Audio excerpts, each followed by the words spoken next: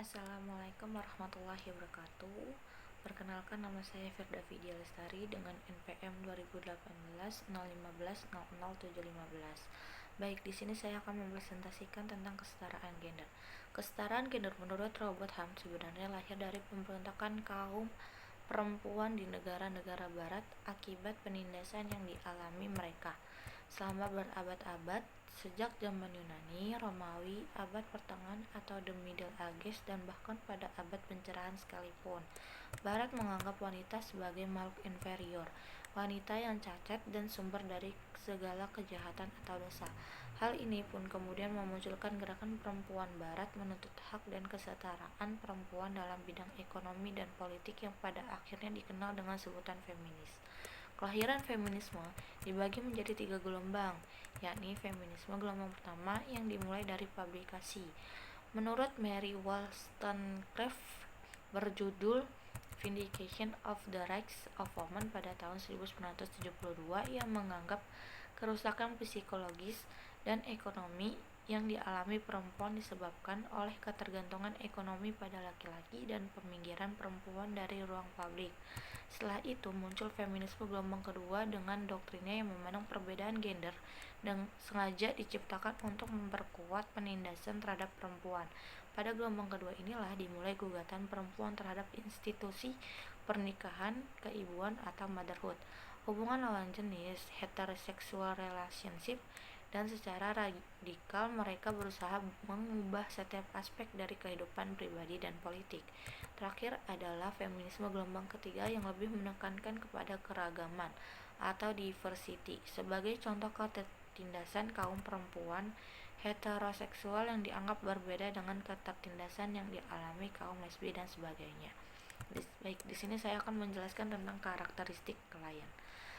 Perempuan berusia 25 tahun ini sudah berusaha mengajukan pemindahan divisi kerja karena penyakit endometriosisnya kambuh. Tapi apa daya, perusahaan justru mengancam akan menghentikannya dari pekerjaan. Elita terdesak dan tidak punya pilihan lain selain terus bekerja. Akhirnya dia pun mengalami pendarahan hebat akibat bobot pekerjaannya yang berlebihan. Elita terpaksa melakukan operasi kuret pada Februari lalu yang berarti jaringan dari dalam rahimnya itu diangkat. Elita hanya satu dari banyak buruh perempuan yang hak-haknya terabaikan oleh AIC. Menurut Sarinah,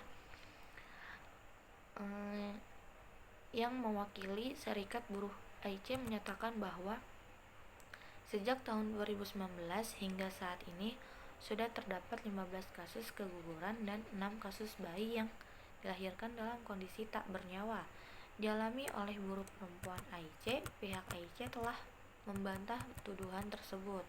Perwakilan AIC, Simon Audrey Halomoan Siagian, menyatakan bahwa pihaknya sudah melarang perempuan yang sedang hamil untuk bekerja di shift malam. Namun, terlepas dari penjelasan yang diberikan AIC tetap mendapat kecaman dari berbagai pihak dan bahkan menghadapi aksi boikot. Tapi perjuangan untuk memperjuangkan hak-hak buruh perempuan tampaknya masih jauh, karena masih banyak perusahaan yang menelantarkan hak-hak buruh perempuan mereka demi mengejar efisiensi dan efektivitas produksi perusahaan. Para pengamat buruh dan gender berargumen praktik penindasan hak buruh perempuan merupakan akibat dari pelanggengan budaya patriarki di sektor ketenagakerjaan di Indonesia. Permasalahan yang sering muncul, yang pertama ada mengerjakan tanggung jawab secara berlebihan yang seharusnya dapat dilakukan pembagian tugas antara laki-laki dan perempuan. Yang kedua ada perempuan tidak dapat berkontribusi dalam suatu aspek atau bidang pekerjaan tertentu karena stereotipe tertentu yang melekat cukup lama pada perempuan. Contoh, perempuan adalah individu lemah, terlalu perasa, sensitif, dan cengeng. Terjadi karena perempuan atau laki-laki dianggap lemah dan ditundukkan, dan terjadi karena adanya narasi tubuh perempuan sebagai objek seksual. Contoh, kekerasan fisik, kekerasan seksual, dan kekerasan psikologis. Analisis kebutuhan klien. Di sini ada peningkatan partisipasi perempuan.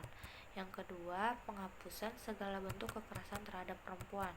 Yang ketiga, kampanye solidaritas untuk kesetaraan gender yang bertujuan untuk melibatkan laki-laki sebagai agen perubahan untuk mencapai kesetaraan gender dan hak-hak perempuan dan mendorong mereka untuk terlibat dalam upaya mengakhiri isu-isu terhadap ketidaksetaraan yang dihadapi oleh perempuan.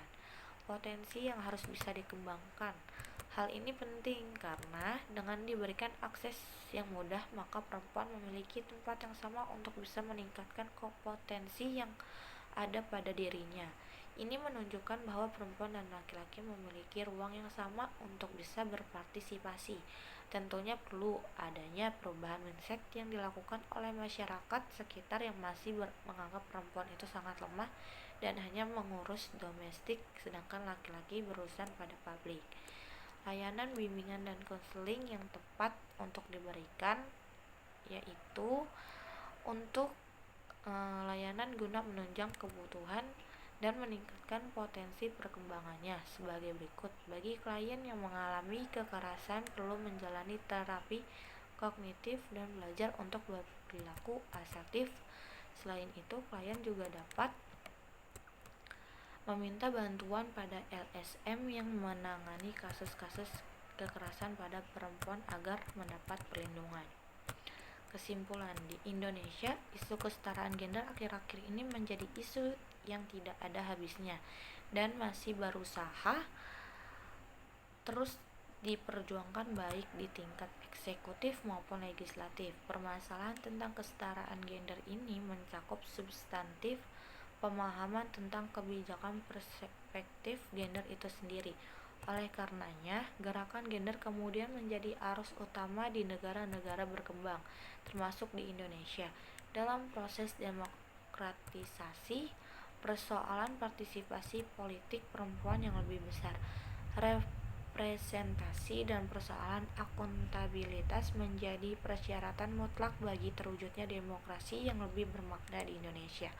Demokrasi yang bermakna adalah demokrasi yang memperhatikan dan memperjuangkan kepentingan mayoritas penduduk Indonesia yang terdiri dari perempuan.